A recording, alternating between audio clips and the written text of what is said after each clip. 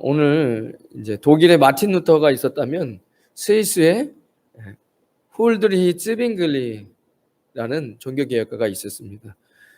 쯔빙글리가 1483년도에 태어나서 1531년 일찍 역사학자들은 전사했다 하고, 제가 볼 때 순교죠. 마틴 루터보다 7주 늦게 태어났어요. 같은 해는 아니었어요. 마틴 루터가 12월이었고 그 다음에 1월. 그러니까 거의 동시대에 태어났죠. 스위스에서.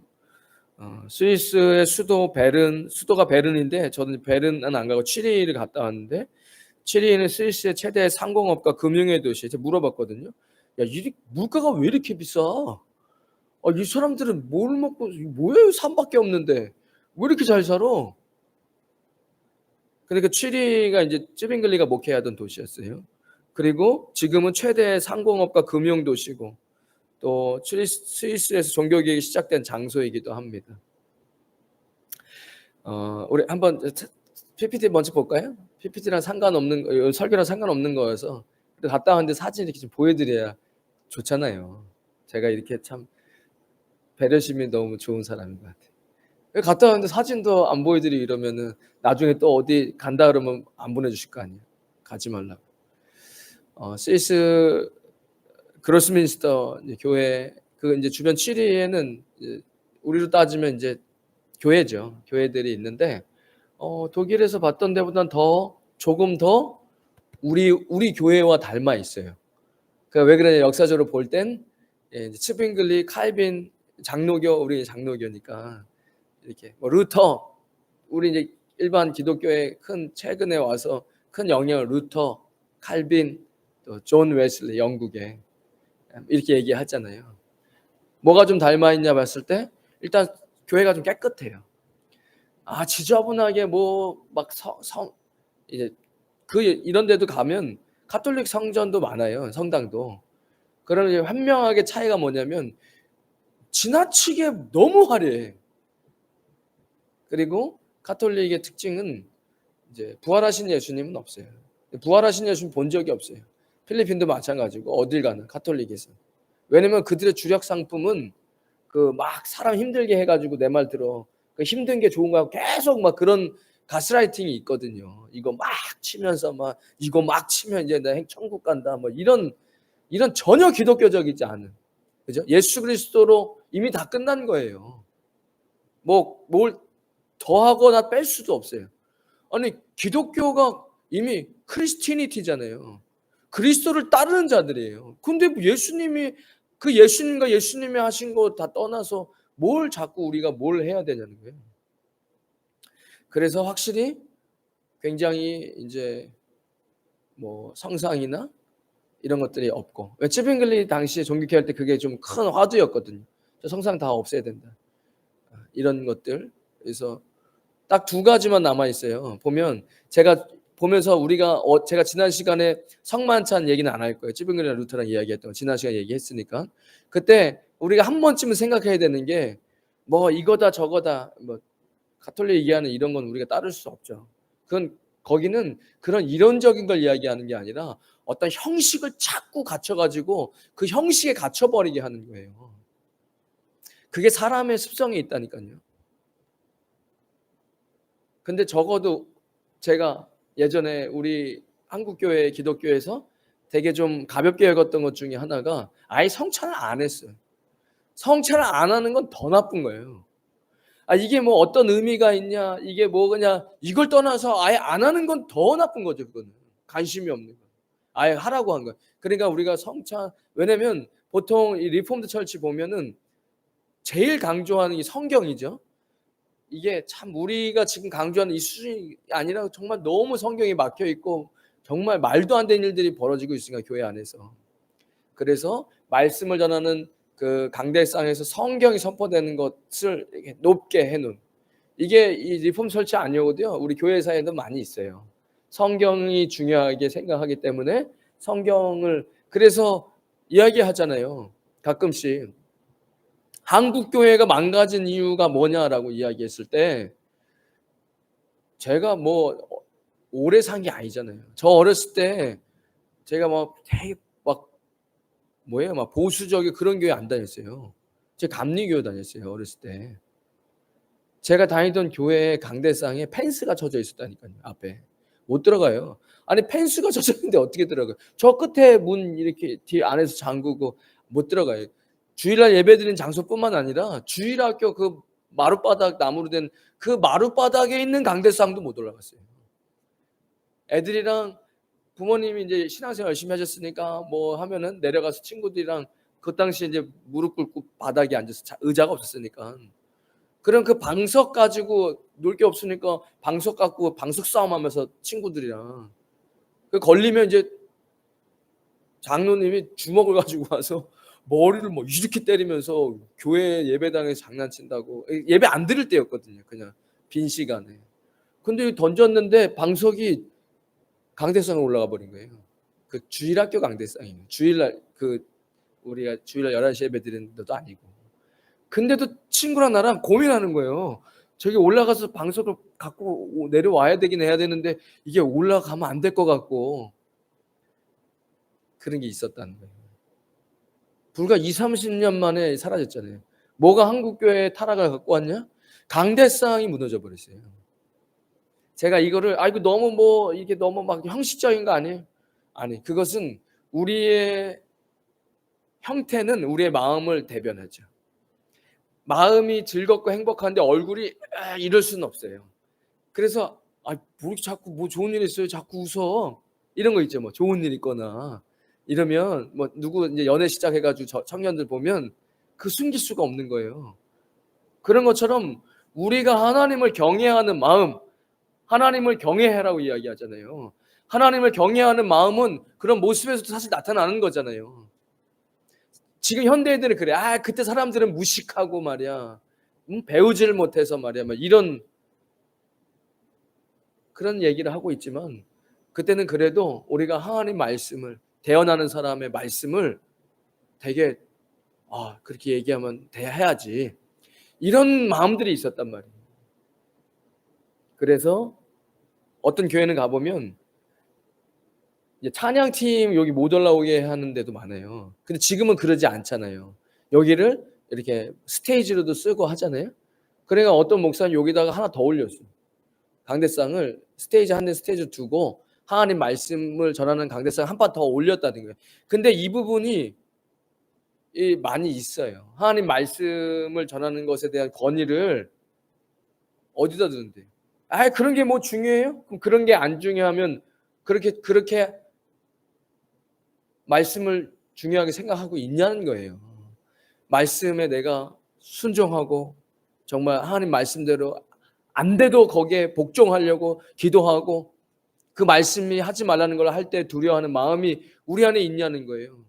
아까 제가 얘기했듯이 그 경외하는 마음 안은 우리 바깥으로 표출될 수밖에 없어요. 누구 싫어하는 사람, 정말 꼴보기 싫은 사람이 있는데 그 사람 보면서 계속 웃을 수는 없어. 이런 것처럼 하나님을 경외하는 부분들이 우리의 마음과 바깥으로 같이 나오는 것들이 있다. 거기에 어쨌든 지금 이 사태를 종교개혁자들 하나님 뜻 안에서 회복을 못 시켰으면 우리도 지금 되게 힘든 상태에 있을 수 있잖아요. 그러면 그 당시에 중요하게 생각했던 게 뭐냐 했을 때 말씀이다. 그래서 말씀이 저 위에서 항상 위에 우리는 하나님 말씀에 받아야 하는 이런 부분들을 강조했고, 그리고 교회 안에 이 성찬을 하기 위한 성찬상이 딱 준비돼. 대부분 앞에는 다 성찬상이 준비돼 있고 말씀은 이제 옆에서나 위에 한참 위에. 그 대부분은 이제 지금 우리도 교회로나 우리 건물학 공부하잖아요. 예배학에서 이제 살짝 다루고 지나갔어요, 교수님이. 근데 이제 건물에 대한 학문이 있어요. 그래서 사람에게 이런 위험과 어떤 이런 부분들을 줄 수 있는 공간이 주는 힘이 있단 말이에요. 대부분 그래서 하나님 예배하는 예배당의 높이를 굉장히 높게 만드는 거예요. 호텔이나 일반 좀 고급 콘도에 가보세요. 굳이 그렇게 로비를 높게 하지 않으면 그만큼은 방으로 쓰거나 누구 렌트를 줄 수 있을 만한 큰 공간을 다 날려버리고 위로 올리는 건 이 위에 이제 공간이 주는 그 엄숙함과 이런 위험이 있거든요. 그러니까 이제 항상 말씀은 위에서, 그리고 성만찬은 하나님 예수님께서 하라고 했던 이 성만찬 되게 중요한 부분이었구나. 물론 이제 우리는 건강한 교회, 건강한 신학 안에서 성만찬을 하잖아요. 예전에 어떤 분이 이민사에서 몇십 년 계시다가 우리 교회로 오셨는데 그 기억이 나요. 뭐 아유 멀어서도 오는데 수고가 많으시겠어요. 이러니까 아 멀다고 서울대 안 갑니까? 이제 기분은 좋죠. 참 말을 그렇게 좋게 표현하시니까 멀다고 서울대 안 갑니까? 네, 왜요? 그러니까 전에 있던 교회에서 성찬식을 안 했다는 거예요. 그런데 성찬식 교회 성찬식 그러니까 중요하죠. 아니 되게 중요하게 생각했던 부분들이잖아요. 예수님께서 하라고 했던 부분이니까. 어쨌든 이 스위스에 사진 한번 다 보고 온 말씀 이야기하죠. 다녀와서 이런 부분들을 제가 봤습니다. 또 쯔빙글리 동상 앞에서 또 사진도 찍고 앞에 칼 딱 들고 있잖아요. 그러니까 이따가 내용을 좀 볼 텐데 아, 지금 우리로 따지면 목사님이죠. 그러니까 어두움 가운데 빛을 밝히는데 그 빛을 제가 이 비유가 참 좋아요. 이 비유는 예수님의 비유니까 어디 손댈 게 없어요. 이 빛이라는 비유는 여기 어두울 때 불을 딱 켰어요. 얼마나 좋아요. 어두움 가운데 빛이 있다는 건. 그러면 어떤 일이 벌어지죠? 두 가지예요. 어둠 속에 빛이 딱 비치면요. 이거 통역기 줬어요? 통역해야 돼요. 한 영혼을 소중하게. 그러니까 빛이 비치면 두 가지예요. 제가 이 빛과 어둠에 대해 묵상을 좀 해봤거든요. 하나는요. 저 후레쉬 빼서 빨리. 이런 일이 벌어지죠. 왜요? 왜일까요? 내 더러움이 드러나잖아요. 그래서 빛이 비춰지면 바퀴벌레나 쥐새끼들이 슉 도망가는 거예요. 왜죠? 자신의 부정하고 더러운 것이 드러나잖아요.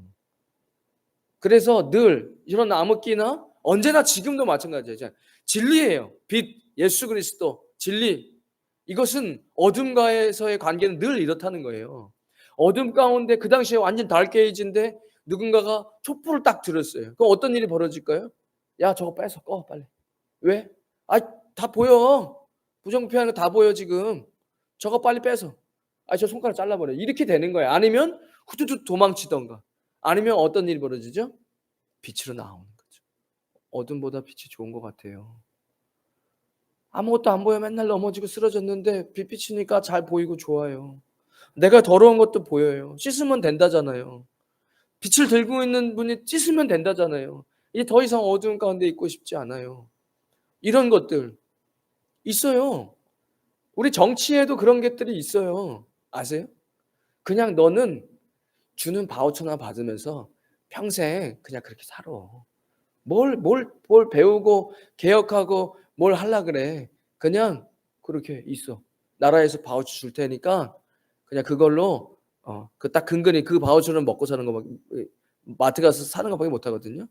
근데 제가 그런 거 봤어요. 어떤 흑인이 그거 찢으면서 더 이상 이런 것만 갖고 살고 싶지 않습니다.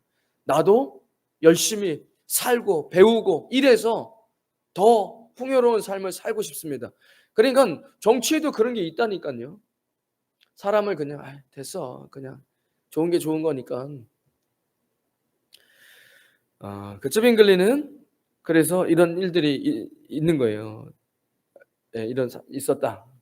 이게 사진 얘기하다가 다 가겠네. 넘겨주세요. 예, 그래서 저런 거 또 저 샤갈 유명한 작품이니까 저런 있었다는 거. 저게 뭐가 있냐면 굉장히 유명한 그 피카소와 함께 엄청난 유명한 사람인데 저걸 와서 직접 저걸 만들 때 얼마나 많은 돈이 들었겠어요. 저거를 어떤 평신도 부부가 이제 헌금을 해서 그것을 헌물하고 그리고 자기 누군지 얘기 안 하다가 나중에 그것이 드러났다 이렇게 뭐 이런 얘기도 있더라고요. 그래서 참 언제나 그리스도 안에 하나님 나라와 이런 것을 위해서 헌신하는 분들이 계시는구나. 이제 설교하는 단 찍었던 거고요. 넘겨주세요. 우리 7위에 전에 아이판에서 이 설교했던 파스터 존이 이제 아내분이 스위스 시민권이 있고 아마 부모님 중에 필리핀 분이 계신 것 같아요. 그래서 일찍이 OF 돌고 가셨다가 이제 거기서 자녀를 낳았으니까 스위스 국적을 시민권을 갖고 있고 인제 만나서 결혼해서 지금 스위스에서 취리히에서 목회하고 있습니다. OFW 대상으로. 그래서 갔을 때 같이 교제하고 또 밥도 사 주고 그랬어요. 저도 지난번에 왔을 때 여기서 식사 대접하고 같이 만났었거든요. 그래서 그런 시간도 보냈습니다. 취리히에서. 넘겨주세요. 네. 또 저도 그 앞에 취리히 이 강이 있거든요. 강 양옆에 교회가 딱 있어요. 그 옆에서 한번 사진 찍어 봤습니다. 원로 목사님 찍어 주셨어요. 그리고 "와 너무 잘 찍었다." 제가 인제 목사님 찍어 드리면 "사진이 이게 뭐야? 이게 망쳤네 이거." 나 한 100번 들을 것 같아요. 나중에 이묵성 선생님 사진 안 찍더라고요. 찍으면 욕먹으니까 사진을 안 찍어. 저는 그래도 또 찍고 이거 구도가 안 맞아서. 목사님 사진 잘 찍긴 잘 찍으시더라고요. 예. 이 사진이었고요. 넘겨주세요.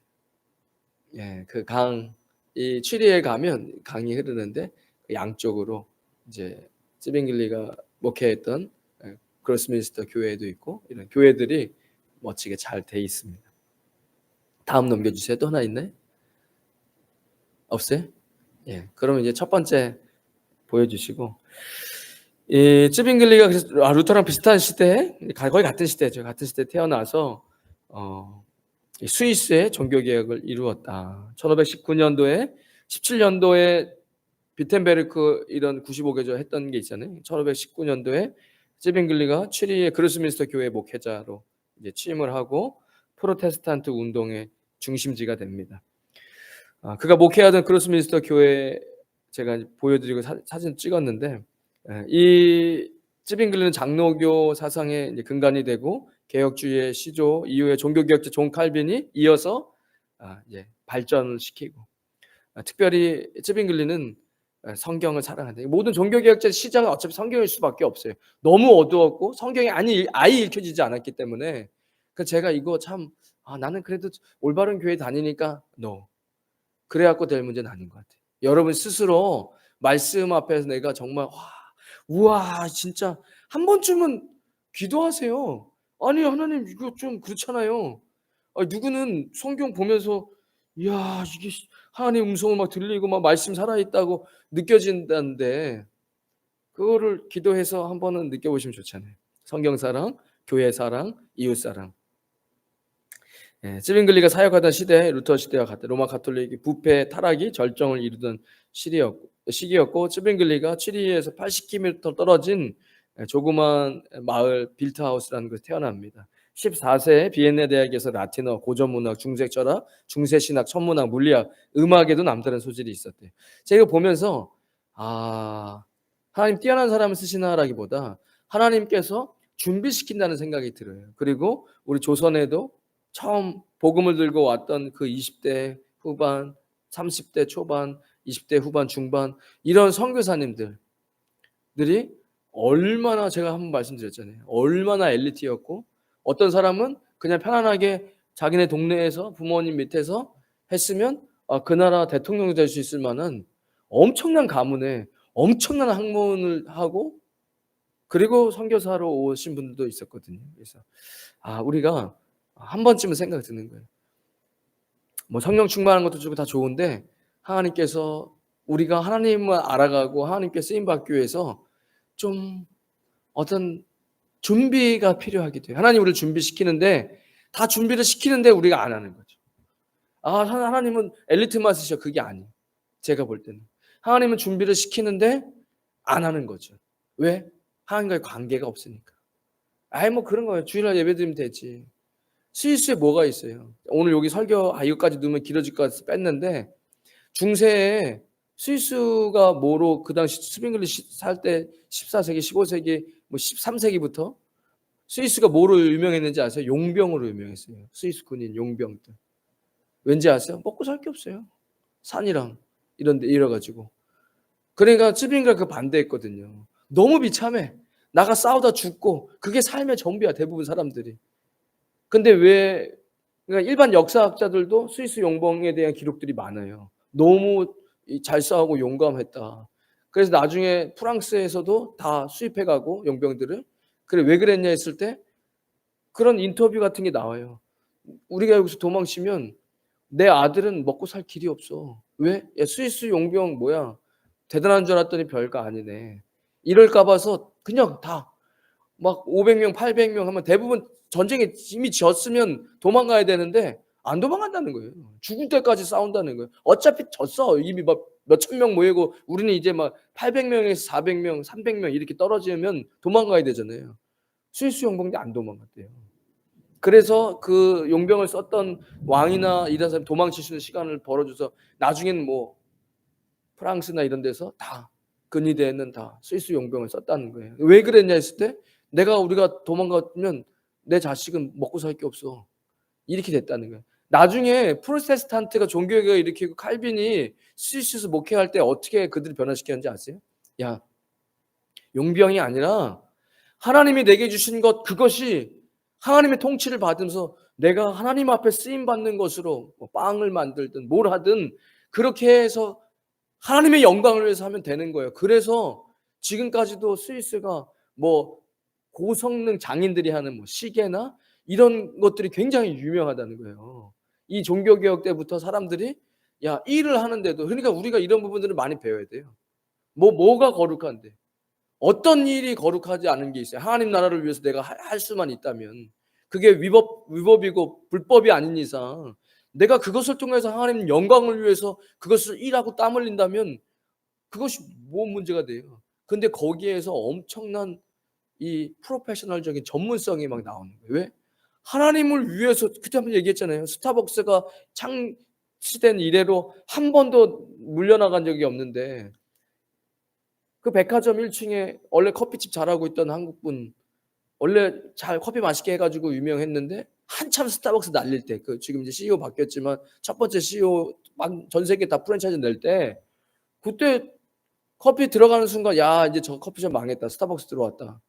근데 스타벅스가 나갔대잖아요. 그래서 신기해가지고 그분 인터뷰해 보니까 자기 크리스찬인데 그런 프로테스탄트 정신을 자기가 공부하고 내가 커피 만드는 거랑 하나님 나라랑 무슨 상관이 있어? 그게 아니라 나는 하나님을 위해서 커피를 만든다. 그래가 얼마나 커피를 연구했겠어. 내가 이 커피로 만나는 사람에게 최상급으로 하나님 영광을 위해서 여기서 들여주는 수입으로 또 하나님을 위해서 쓰고 어느 정도까지 했냐면 손님이 예수님이다 라고 생각하면서 커피를 만들었대요. 들어오는 손님이 예수님이다. 스타벅스가 이길 수 있겠습니까? 그 사람을. 그 손님한테 얼마나 서비스를 잘하고 얼마나 좋은 품질의 커피를 대접했겠어요. 스타벅스가 나갔대요. 그런 일들이 이런 우리 믿음의 선조들에게서 일어난 거예요. 스위스가 그래서 강국이 된 거예요. 잘 사는 나라. 뭐든지 어떤 것에 프로페셔널적인 것들이 그 나라에 생겼잖아요. 지금은 금융, 이 나라 뭐 하는데 이렇게 잘 먹고 잘 사는가? 금융, 또 보험, 뭐 그런 시계나 이런 전문성 있는 것들, 이런 것들이 굉장히 이제 강국이다. 어쨌든 뭐 일반 상식일 수 있는 거니까 이런 부분들. 그래서 이제 쯔빙글리가 그렇게 잘 준비되어서 20살에 학사학위를 받고 22살에 석사학위 받고 바젤에서 공부할 때 에라스미스도 영향이 있는 사람이니까 그 사람을 알았어요. 그가 쓴 것도 듣고 그랬는데 손절했다 하더라고요. 어느 순간에 충분히 지금 이 개혁을 같이 동참해야 될 사람이 어느 딱 선을 긋는 걸 보고 이제 이 사람이랑은 교제하면 안 되겠다. 이 사람은 그거 알면서도 지금 저거를 안 하고 있다는 걸 알고 이제 그런 내용도 있더라고요. 어쨌든 성직자의 결혼 금지했던 것들을 비판했어요. 이 잘못된 것들, 성경적이지 않다. 그걸 보면은 제가 이렇게 쭉 그 공부를 하면서 보면은 뭐가 있었냐면 그냥 툭 튀어나온 게 아니라 이미 이 시대에 젖어들어 버린 문화, 젖어들어 버린 전통이에요. 교회가 일반 시대에 그냥 함께 접목된 그 사회의 잘못된 것이 그냥 삶의 전통이고 문화인데 거기다 대고 이거 성경을 보니까 잘못된 거야라고 얘기할 수 있는 저는 그 용기가 너무 대단한 것 같아요. 그래서 무엇을 얘기했냐? 성직자 결혼하지 못하게 하는 게 잘못됐다. 또 이거 너무 이게 성경적이지 않는 미사다. 이거 잘못된 거. 이거 다 없애버려야 된다. 이거 전혀 성경적이지 않다. 이거 뭐 하는 짓이냐? 근데 이게 보통 일이 아니잖아요. 그 당시에 그 중세에 그 부패한 로만 가톨릭이 완전히 엉뚱한 짓을 하는 게 삶의 문화와 전통이 돼 버린 곳에서 안 된다 이거는. 교황의 신적인 이런 것 잘못된 거다. 면죄부 판매하는 거 잘못된 거다. 이런 이야기들을 했다는 거예요. 1518년 쯔빙글리가 이제 사역을 하는데 17년도에 독일에서 그런 일들이 있었고 본인이 이제 그로스민스터 교회에 아까 제가 있었던 그 교회의 사제로 결정이 됩니다. 1519년부터 본격적으로 교회 가자마자 성경을 그대로 설교하기 시작했어요. 그러니까 취리의 많은 도시에서 사람들이 모이기 시작했고 사람들이 너무 좋아하고 변하니까 시의회에서도 정부죠. 에서도 1520년 그 다음에는 모든 취리의 성직자들에게 쯔빙글리처럼 성경적으로 설교를 해달라고 요구했다는 거예요. 그러니까 얼마나 성경이 닫혀져 있었던 거예요. 그런 상황에서 이제 성경이 읽히기 시작하니까 이런 일들이 벌어졌다고 합니다. 1520년부터 그렇게 하기 시작하면서 역시나 스위스의 개혁의 원동력도 오직 성경이 말씀이 열리기 시작하면서 쯔빙글리는 어떤 것이든 그리스도의 복음 메시지를 가리거나 불분명하게 만드는 것은 절대 순종하면 안 된다. 뭐 이렇게 설교했다는 거예요. 강제로 금식하는 거, 성인에게 기도하는 거, 연옥에 가르치면 성상 숭배, 이게 뭐가 왜 문제냐? 기독교 그리스도를 가린 게 문제다. 우리가 교회에서 예수님을 만나고 십자가를 만나고 그리스도의 하신 말씀을 만나야 되는데 이 엉뚱한 것 때문에 그래서 이제 그렇게 막 이런 일들이 벌어지고 있을 때 어떤 한 이제 문제가 생겼어요. 그게 사순절 소세지 사건이에요. 그 제가 보면서 스위스에 제가 가갖고 소세지 많이 먹었거든요. 맛있잖아요, 우리가 소세지들. 사순절에 어떤 것들이 있었냐면 강압적으로 금식을 시키고 고기를 못 먹게 하는 거예요. 소세지 못 먹는 거예요. 근데 뭐 소세지 하나 때문에 소세지 때문에 감옥 갔어요. 어떤 목사님이. 왜? 그 이제 종교 개혁을 하자고 하는 모임 사람들 중에서 어디 인쇄소인가 어디서 모여가지고 만나서 이야기하다가 소세지를 먹었는데 이제 아까 제가 얘기했듯이 야 저거 빨리 불 꺼 저거 이런 이제 그런 세력들이 생길 거 아니에요. 근데 야 사순절에 무조건 금식에 고기 못 먹는 건데 쟤 소세지 먹었어. 이게 엄청난 이제 이슈가 된 거예요. 참 소세지 먹은 게 제가 처음 참 소세지 먹은 게 그랬다가 제가 무슨 생각이 들었냐면 그러니까 얼마나 신앙생활하는 게 갑갑했을까. 그걸 뭐 이교도는 화형이야 그냥. 그러면 이교도는 없어. 그런데 나는 그럼 기독교인인데 어떤 기독교인이에요? 그런 기독교인이에요. 소세지 먹으면 안 되고 우리도 금식을 하고 하긴 하죠. 근데 그거 안 하면 마치 지옥 보낼 것처럼 안 하잖아요. 그렇게 하고 싶을 때가 많아요. 목회자로서 이렇게 강요하고 억지로 시키면 조금 인생이 좀 나아질 텐데 금방. 근데 그럴 수가 없는 게 그건 제가 만난 예수님 하나님은요. 진리, 빛이고 자유예요. 근데 그 자유의 영역을 제가 여러분들을 훼손시키잖아요. 그러면 곧 예수 그리스도로 훼손시키는 진리를 훼손시키는 거예요. 그래서 그러지 못하는 거예요. 안 그러면 그래서 우리가 진리를 사수하는 것과 내가 그 사람에게 자유를 빼앗는 것과 이런 부분들을 정말 지혜롭게 잘 해야 된다는 생각이 드는 거예요. 어쨌든 그 사건 때문에 이 소세지 사건 때문에 감옥에 가는 일이 생기고 그리고 이것이 점점점 파문이 일 거라는 것을 이제 짐작하고 있었던 거예요. 시대가 이게 참 성경이 어두워지면 참 힘들고 피곤한 시대가 된다. 제가 그 파리 올림픽 정말 제가 웬만하면 누가 뭐 이렇게 영상 해석하는 거 잘 안 보여드리거든요. 웬만하면 성경에 관련된 거 빼고는 잘 안 하는데 언제 한번 보여드려야겠다. 그 파리 올림픽 이번에 한 거 보세요. 그 완전 그게 그 얘기하면 근데 지금도 어쨌든 그런 시대를 우리가 살고 있다는 거예요. 그 우리가 소세지 하면서 웃을 일이 아닌 게 그렇게 영적으로 암흑으로 가 있고 사람을 답답하게 하는 그런 시대 정신들이 있을 거 아니에요. 그 당시에 그런 말도 안 되는 암흑기 저 시대 정신이 잘못된 지금도 있다는 거예요. 지금도 올림픽이 뭐 어디 아시아에서 하는 게 아니잖아요. 전 세계인들이 보고 있는 거잖아요. 그 말 같지도 않은 거기에 이번엔 정말 심각할 정도로 제가 보니깐 적그리스도적인 것들이 너무 많더라고요. 자, 일반 예수님 안 믿는 사람도 '야 저거는 좀 뭐야. 저건 좀 너무한 거 아니냐.' 이런 얘기가 나올 정도로. 그러니까 지금 시대가 그런 시대를 우리가 살고 있어요. 쯔빙글리가 이렇게 이야기했죠. 그 소세지 사건을 보면서 "성경이 그것을 금지하고 있지 않는 것이다." 그는 "이렇게 해야 된다."라고 성경은 그렇게 얘기하고 있지 않다. 제가 방금 얘기했던 그런 그리스도 안의 자유의 영역이죠. 그것을 완전히 법처럼 만들어서 그럴 수는 없는 거잖아요. 제가 주일날 금요일날 기도하러 안 나오면은 다 지옥 갑니다. 이렇게 세게 이야기를 계속 비스무리하게 하잖아요. 그럼 여러분들은 사람들이 안 오실 것 같죠. 제가 더 잘합니다. 무조건 나옵니다. 왠지 아세요? 성경을 안 보니까. 아니 농담 아니에요. 그런 유혹을 많이 받아요, 목회자가. 그래서 정신 나간 사람들이 한국 교회에 나오는 거예요, 저렇게. 뭐 물 팔아도 그거 10만 원씩 사고 이런 정신 나간 사람들이. 여러분들은 안 그러실 것 같죠? 여러분들은 안 그러시죠? 훌륭하신 분들이.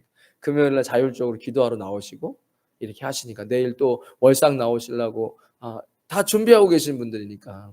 그런데 여러분들 다 아시잖아요. 여러분 언제부터 성경 읽으셨습니까? 여러분 15년, 20년 전에 연세 있으신 분도 계시니까 내가 예수님 만나고 뭐 세상에 한 발, 교회 한 발 다닐 때 성경 읽으셨어요? 안 읽었잖아요. 근데 거기에 무슨 신비한 역사가 일어나고 그러면서 이야기하잖아요. 마치 금요일 날 안 나오면 지옥 갈 것처럼 다 나와요. 안 나올 것 같죠? 여기 두세 배는 나옵니다. 그런데 거기엔 이미 문제가 심각해지는 거죠. 그래서 그렇게 얘기 안 할 뿐이죠. 쯔빙글리가 그 이야기를 하면서 이것은 성경적이지 않다. 그리고 1522년 7월에 교회의 오랜 전통, 성직자들이 결혼을 하지 못하게 하는 제도는 개혁돼야 한다라고 굉장히 소리 높여서 외쳤습니다. 강제로 결혼을 못 시키는 것은 비성경적이고 이 비성경적인 제도는 실제로 그 당시에 제가 찾아봤어요. 들었긴 했는데 또 이제 공부한다고 그러면 얼마나 많은 성적인 문제가 그 로만 카톨릭 안에서 있었냐면 그 사제들이 성적으로 문제를 일으키는 일도 너무 빈번했고 교황은 첩이 얼마나 많이 데리고 있었는지 모른다는 거예요. 그러니까 지금 얼마나 심각한 상태였는지 아셨겠죠. 무슨 놈의 거룩하게 하면서 뭔 율법 같은 거 뭐 말도 성경적이지도 않은 거 유대인들은 그래도 좀 성경적인 거 안에서 그거를 이렇게 율법으로 힘들게 했지만 그 당시에는 뭐 말 같지도 않은 소리를 하면서 본인은 첩을 몇 명씩 데리고 있고 이런 일들이 막 비일비재하는 거예요. 성적인 문제들이 로만 가톨릭 성직자 안들에서 막 벌어지고. 그러니까 이게 뭔 성경적이지도 않은데 결혼만 하면 되잖아, 결혼하면. 결혼은 이미 성경은 훨씬 그전에 쓰여졌는데 바울이 다 얘기해 놨잖아요, 그거를. 근데 성경을 모르니까 무슨 결혼을 꼭 안 해야 되는 것처럼 이야기를 하고 1523년 1년 뒤에는 두 번째 논쟁이 어 어떤 논쟁이 있었냐면 사람들이 그 일반 이제 그 이야기를 하고 그때 뭐 인제 뭐 새로운 뭐 이런 개신교 이런 게 없었잖아요. 그러니까 왜 이게 맞는데 성경 듣고 해 보니까 이게 맞는데 왜 안 따러 하면서 막 교회 가 가지고 막 형상 다 갖다 부셔 버리고 막 이런 일들이 벌어지는 거예요. 이런 일들이 1524년 6월에 있었답니다. 1525년 4월에는 미사가 아예 철폐됐어요. 그 취리에서. 이제 그런 말씀이 열리니까 이 말도 안 되는 이 사람은 뭐 맨날 뭐 뿌리고 연기 내고 이런 걸 한 시간씩 한다니까요. 안 보셨죠? 동방정부 예전 제가 예배학 공부하면서. 이런 말도 안 되는 짓을 뭐 한 시간씩 하고 앉아 있는 거예요. 무슨 말 하는지도 모르는 라틴어 읽고 있고 라틴어 쓰지도 않는데. 다 철폐. 그 당시에 제세례파 언급하면 시간이 많이 가니까 제세례파에 처음 만들었던 콘라드 그레벨이라는 사람이 이렇게 쯔빙글리랑 이제 싸움을 하는 거예요. "야 이렇게 바꿀 수 있는 것을 왜 민기적거려? 시위회가 민기적거리는 거를 왜 기다려 주고 있느냐?" 하면서 쯔빙글리랑 이렇게 분쟁을 일으켜요. 그리고 "스티븐글리는 초심을 잃었어."라고 이야기하는데 제세례파가 어떤 의미에서는 우리가 배울 점이 있지만 어쨌든 이단이고 너무 급진적으로 나가버려 이런 게 있거든요. 근데 쯔빙글리는 무슨 생각을 했냐면 교회 안에 있는 교인들만 개혁의 대상이 보지 않고 교회 전체와 또한 치리의 시 정부 이런 것들을 다 같이 개혁해야 된다라고 생각했던 거예요. 그러니까 이런 부분들이 좀 차이가 있어요. 그러나 하나님께서 교회만이 아니라 정보도 하나님께서 도구로 사용하시고 그리고 그 사람들도 우리가 개혁해내야 되고 이런 생각을 했기 때문에 그들이 맞다고 한 게 아니에요. 맞다고 했으면 개혁을 일으키지도 않았죠. 그러나 좀 기다려주면서 계속 이끌었던 거예요. 이런 부분들이 굉장히 좀 칼빈도 그런 부분들이 있고 우리 지금 목회하는 목양에는 그런 부분들이 굉장히 많아요. 제가 우리 예전에 보면 저기 선교단체랑 교회가 예전에 한 90년도에 한국교회 많이 부딪혔거든요. 이유가 뭐냐면 교회는요. 예수님 잘 모르는 사람 너 예수님 잘 모르니까 나가. 너 예배드릴 이렇지 않아요. 누가 그렇게 해요. 신앙이요. 누군 되게 열심히 잘해. 그러면 잘하는 사람한테 아이고 잘하고 있습니다 하고 신앙생활 잘 못하는 사람한테 에이 신앙생활 똑바로 못하는데 점심은 왜 먹어요. 이렇게 안 한다고요. 목회자가. 그도 예수님 잘 믿을 수 있도록 잘 목양하는 되게 어려워요. 그게. 선교단체는 어떻죠? 열심히 있고 막 해외 한번 그 당시에 나갔다 오면 막 선교 나갔다 오면 막 불타고 막 이래서 막 그런 애들만 모아서 선교하잖아요. 그러니까 걔네들이 예전에 뭐에게 그냥 교회해 교회해. 그러면 그 청년들이 교회에 와서 뭐 하죠? 아 우리 목사님은 선교에 열정이 없고 이러면서 교회를 자꾸 분열시키는 거예요. 그러니까 그때 그런 것 때문에 되게 힘들었거든요. 늘 교회를 생각하신 분들은 그런 게 아니라 야 그러면 열심히 하는 사람만 데리고 어떻게 교회를 해요? 그러면 신앙 없는 사람 다 쳐버리고 뭐 오든지 말든지 신앙을 갖든지 그게 무슨 그리스도의 진리고 진리를 전하는 사람들이에요. 그런 게 아니잖아요. 그러니까 아마 이런 문제들이 있었던 거예요. 치빙글리는 그런 부분들을 계속해서 생각했습니다. 그리고 계속 이제 이끌어 주는 것이 1529년 시간이 점점 흐릅니다. 이런 일들이 있어서 점점점 확대되어지는 저는 굉장히 건강한 거라고 봐요. 우리가 교회에 갇혀 있으면 안 되잖아요. 세상에서 빛이 되려면 여러분이 가지고 있는 우리 아이들도 마찬가지고 어떻게 다 목사가 돼요? 신앙생활 잘한다고 다 목사시키는 거 아니야 하나님께서. 신앙생활 잘하기 때문에 너는 정치인이 되고 신앙생활 잘하기 때문에 너는 교사가 되고 신앙생활 잘하기 때문에 너는 연구원이 되고 이런 거죠. 그 안에서 정말 그 프로테스탄트처럼 그렇게 정말 영향력이 있는 사람이 되어서 사회 곳곳에서 그리스도인으로서 사회를 변화시킬 수 있는 게죠. 너네들은 다 지옥 가. 이러거나 우리끼리 막 좋아 쿵짝쿵짝 이거는 점점점 사라져 버리는 기독교죠. 그런 부분에서 쯔빙글리는 굉장히 건강한 이런 신학적인 비유를 갖고 있었던 게 나만 내 가족만 우리 교회만이 아니라 계속 전체적인 공교회를 변화시킬 수 없을까? 어떻게 이 도시를 변화시킬 수 없을까? 어떻게 이 나라를 하나님의 말씀 안에서 순종한 나라를 만들 수 없을까? 이 정도 꿈이 되면 이 사람은 정말 무조건 훌륭한 사람 됩니다. 지금도 똑같아요. 제가 얼마나 많은 학생들, 청년들 봤겠습니까? 그 제 자신을 얼마나 많이 보겠습니까? 부족한 부분들을. 그가 인생의 모토가 내 가족, 내 뭐 이 정도가 아니라 정말로 어떻게 이 국가가 하나님 나라를 위해서 정의롭게 공의롭게 될 수 있을까? 이 정도 관점으로 계속 생각하면서 사람을 만나고 보고 공부하잖아요. 이런 사람들이 사실은 진짜 역사 속에서 이름을 남긴 사람이 되는 거예요. 기독교인들 중에 많잖아요. 왜? 하나님이 그런 마음들을 계속 부어주시는 거예요. 어쨌든 1529년 시간이 점점 흘려서 카펠 전쟁이라는 그 수돈 카펠 수돈 근처에 전쟁이 일어났는데 로마 카톨릭을 그대로 계속 있는 그대로 따르는 도시들이랑 이제 종교 개혁이 일어나서 그런 거 없애고 말씀 중심으로 하는 이런 개혁 교회들 간에 이제 마찰이 부딪혀서 전쟁을 치르게 됩니다. 그리고 개신교 좀 개혁교회 목사님이 설교하다가 체포되어 처형되는 일도 생기고 이런 것들이 원인인데 전쟁이 일어납니다. 그 이후에 자유롭게 종교를 선택할 수 있도록 합의하는 일이 있었어요. 1529년, 1531년도에 2차 카펠 전쟁이 일어납니다. 똑같은 이유죠. 8,000명의 군대가 1531년 10월 9일 7일 국경을 진격합니다.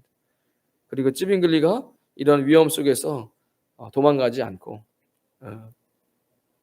그 전쟁에서 이제 순교합니다. 잡혀서 뭐 얘기로는 도막을 내서 불을 태워서 죽였다고. 그 로마 가톨릭 입장에서는 이제 이교도로 봐서 그렇게 처형을 한 것이죠. 1531년 10월 11일 47세의 나이로 전장에서 순교합니다. 찌빙글리 목사님이시죠. 지금 우리로 따지면. 그때 함께 이제 동역했고 그 제자 불링거라는 그 제자 굉장히 훌륭한 제자였는데 보면 옆에 같이 동상도 있고 그래요. 그 제자가 썼던 기록에 이렇게 적혀 있어요. 진리의 승리는 오직 하나님의 능력과 의지에 달려있지 인간이나 시대에 매이는 것이 아니다. 그리스도는 십자가에 달리셨고 그의 대적들은 자신들이 승리했다고 생각하였지만 40년이 지나고 나서 예루살렘이 패망했을 때 그리스도의 승리가 명백해졌다. 진리는 시련과 난관들을 뚫고 승리한다. 기독교인들의 강함은 그 약함 속에서 나타나는 것이다. 그러므로 사랑하는 형제들이여 우리의 패배에 낙담치 말고 하나님의 말씀 속에서 견디라. 비록 하나님의 말씀을 지키기 위해 거룩한 선지자들, 사도들, 순교자들이 박해와 죽임을 당하기는 하였지만 하나님의 말씀은 항상 승리를 거두어왔다. 주님 안에서 죽는 자들이 복이 있다. 시간이 흐르면 승리는 자연스럽게 따라올 것이다. 천년의 세월도 주님의 눈에는 하루와 같다. 진리를 위해서 고통받고 죽는 자는 또한 승리를 맛보게 될 것이다. 이렇게 이제 글을 쓴 글이 있더라고요. 교회사 역사학자 필립 샤프가 츠빙글리의 죽음을 이렇게 평가했어요. 만약에 그 당시에 개혁파가 승리했다면 패배한 것보다 더 큰 피해를 역사적으로 봤을 때 입게 되었을 거라고 생각한다는 거예요. 아까 제가 얘기했듯이 그런 급진적인 개혁파들이 너무 막 급진적으로 나가서 반개혁적인 운동을 일삼으려고 하는 사람들에게 힘을 넣어주는 거죠.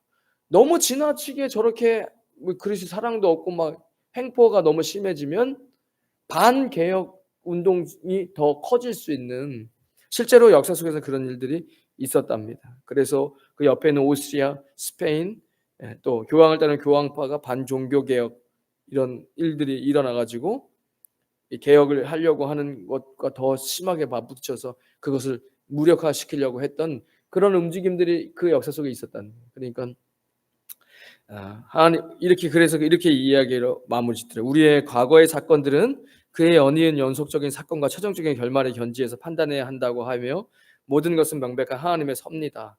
좀 어렵게 얘기했죠. 뭐 학자니까. 그러니까 제가 이렇게 쉽게 생각이 드는 거예요. 우리에게 때로는 이해할 수 없는 손해보는 것과 상처가 그리스도인으로 살기 위해서 있을 수 있어요. 이해가 안 돼. 하나님, 내가 왜 이런 일들이, 우리에게 왜 이런 일들이. 그러나 그럼에도 불구하고 하나님께서 왜 허락하셨을까? 나는 하나님의 절대 전능하신 분과 역사를 주관하시고 시간 밖에 계셔서 초월하신 그분께서 역사를 끌고 가시는데 이러한 일들이 하나님 앞에 섭리를 인정할 수 있는가? 이런 생각을 한번 해봤어요. 왜냐? 왜 우리 믿음의 선배 가만히 생각해 보면 예수님도 그 당시에 자 봐봐. 그 당시에 사형제도예요. 사형시켰다. 이러면서 마치 뭐 영적으로 봤을 때 뭐 마귀가 뭐 자기가 뭐 이긴 것처럼 하지만 모든 지금 구원의 문을 여는 하나님의 사랑의 문이 열린 것이고 그 위에 역사 속에 보면 그 십자가가 엄청난 이제 전 세계를 휩쓸고 갈 엄청난 구원의 사역이 시작이 됐고 그 사도들도 뭐 요한 빼고는 거의 다 순교하잖아요. 그러면 하나님 그렇게 섬기고 하나님이 지켜주신 다음에 하면 조롱했던 사람들이 없겠냐고요. 너 그랬다 결국 죽었잖아. 순교해. 죽음, 누군가에 볼 땐 그냥 죽음이잖아요. 근데 그들의 죽음이 미랄이 돼서 엄청난 또 선교의 역사들을 가지고 오잖아요. 한국 교회사에도 있고 이미 일반 교회사에도.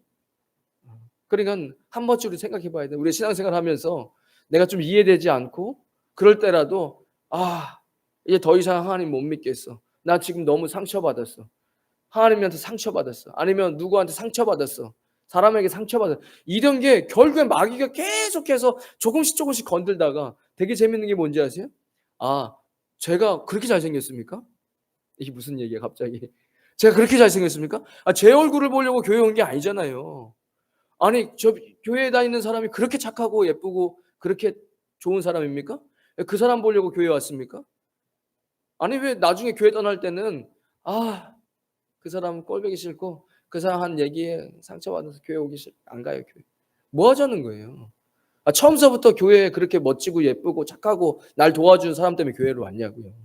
아니면 목사가 그렇게 잘생겨서 말을 잘해서 아니잖아요. 예수님 때문에 교회 왔는데 교회 떠날 때는 거의 대부분 그래요. 누가 교회 떠날 때 "예수님이 싫습니다. 난 예수님을 저주합니다." 이러면서 교회 떠나는 사람이 어디 있어요. 다 뭐 "교회가 어쨌다. 뭐 사람이 어땠다." 이러면서 상처받았다. 그리고는 왜 예수님을 떠났냐고요. 그 나중에 정말 그렇게 해야지 예수님 마지막 올 때까지 그게 그렇게 되면 그걸 솔직히 쫙 깊게 내 내면을 보면 결국은 진리가 싫은 거죠. 그냥 편하게 죄 짓고 사는 인생이 더 좋아서 간 거 아닐까요? 대만은 세상이 좋아 세상을 떠났다 이야기하잖아요. 그래서 치빙글리의 이런 죽음, 진리 제가 그래서 세 가지 생각해요. 우리에게는 진리 앞에서 목숨을 걸 수 있는 유다와 같은 사자의 용맹성이 있는가? 지금 이 시대에 좀 문제가 많아요. 기독교인은 다 네네네. 네네. 이거 기독교 그거 어떻게 기독교인이라고 대변할 수 있는 모습이에요, 그런 캐릭터가. 우리의 역사에는 이런 것들이 있는데 죽음도 불사하고 나아갈 수 있는 유다 그 사자의 용맹성이 있는데 그리스도인들에게 이런 것들을 회복해야 되고 때로는 우리가 이해할 수 없는 손해와 상처를 받는 것을 하나님 허락하시면서 하나님의 섭리를 역사를 이끌고 가시는 하나님의 섭리를 우리가 신뢰하고 있는가? 제가 마지막으로 그러면 어떻게 우리는 믿음의 선배들처럼 그들도 똑같은 연약한 인간이었는데 그런 일들을 감당할 수 있을까? 저는 꼭 그런 일들이 올 것만 같아요. 제가 조금만 더 시간이 흘러서 그러면 우리 아이들이 신앙생활 할 때 정말 어떻게 잘 될 텐데 제가 모르겠어요. 제가 아카데믹하고 교수를 할 그런 달란트는 아니잖아요. 그래서 제가 야 공부 너 어차피 교수 될 거 아니면 일단 예수님부터 만나자. 교회를 잘 나오는 건 그건 기본이고 일단 성령님을 만나야 돼요. 성령 하나님을. 그게 안 되면 보이지 않는 하나님을 어떻게 섬길 건데요. 보이지 않는 하나님을 어떻게 섬길 건데요. 눈에 보이는 요 오락거리와 세상에 즐기고 재밌는 것들이 세고 셌는데 보이지 않는 하나님을 만나지 않고 어떻게 하나님을 섬기고 하나님 나라를 위해 살겠다는 거예요. 그래서 저는 제가 양육하는 제 1순위는 얘네들이 어쨌든 성령 만나서 성령 체험을 하든 성령 만나서 가슴이 뜨거워지든 살아계신 하나님의 만지심이 있어서 통해 자복하든 아이들이 무슨 죄를 졌냐? 저도 어렸을 때 예수님 만나고 펑펑 울면서 회개했어요. 성령이 임하시면 죄인 된 인간에게는 정말 토설해야 될 죄들이 얼마나 많은지 몰라요. 성인 때는 중학교 2학년 때 친구한테 잘못한 것도 생각나서 회개했어요. 그러니까 제가 어떻게 우리는 믿음의 선배들처럼 그렇게 죽음 앞에서도 진리를 사수하며 나아갈 수 있을까? 제가 오늘 같은 본문 읽고 오늘 말씀을 좀 맺고 그리고 우리 비준비하신 우리 찬양하고 한 10분만 기도하고 오늘 내일 월삭이 있으니까 마치도록 하겠는데요. 오늘 읽었던 본문 말씀입니다. 복음에는 하나님의 의가 나타나서 믿음으로 믿음에 이르게 하나니 기록된 바 오직 의인은 믿음으로 말미암아 살리람과 같으니라. 제가 이거 질문을 하면서 설교를 준비했거든요. 이 말씀이 생각난 거예요. 어떻게 그 수많은 믿음의 선배들도 다 무섭고 떨고 이랬는데 그렇게 용맹하게 할 수 있었을까? 그들도 그들의 것이 아니라 말씀 안에서 복음의 하나님의 의가 나타나서 내가 원래 그렇게 용맹한 사람이 아닌데 말씀 안에서 그런 용맹함과 의가 나타나서 믿음에서 믿음에 이르게 하나니 그런 모습으로 가게끔 계속 인도하니 기록된 바 오직 의인은 내가 그렇게 어떻게 저렇게 될 수 있지? 오직 의인은 믿음으로 말미암아 살리라. 그분들도 말씀에 붙잡혀서 말씀이 나를 붙잡고 무서워도 할 수 있게끔 도와서 결국엔 믿음으로 살게끔 하시는구나. 여러분 이 종교개혁 뭐 이제 몇 번 더 하고 마치겠지만 이 하나님 말씀이 참 얼마나 중요한지 늘 떠먹여 주는 거 말고 내가 먹어야죠. 언제까지 떠먹여 주는 것만 먹을 수 있겠어요. 그러니까 말씀 붙잡고 시대가 어두울 때 촛불을 밝히 들고 누군가 이 촛불을 끄게 하려고 우리 인생을 힘들게 할 수 있거든요.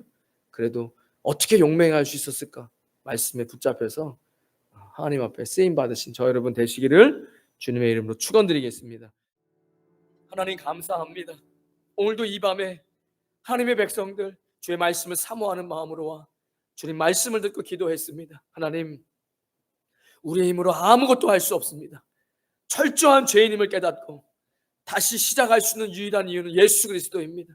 우리를 회복시키시고 새 힘을 주시고 능력을 주시고 주식뿐만 아니라 모든 영성과 좋은 것들, 철학과 음악적인 탤런트, 아버지 주님 경제적인 것들, 모든 것을 하나님이 허락하십니다.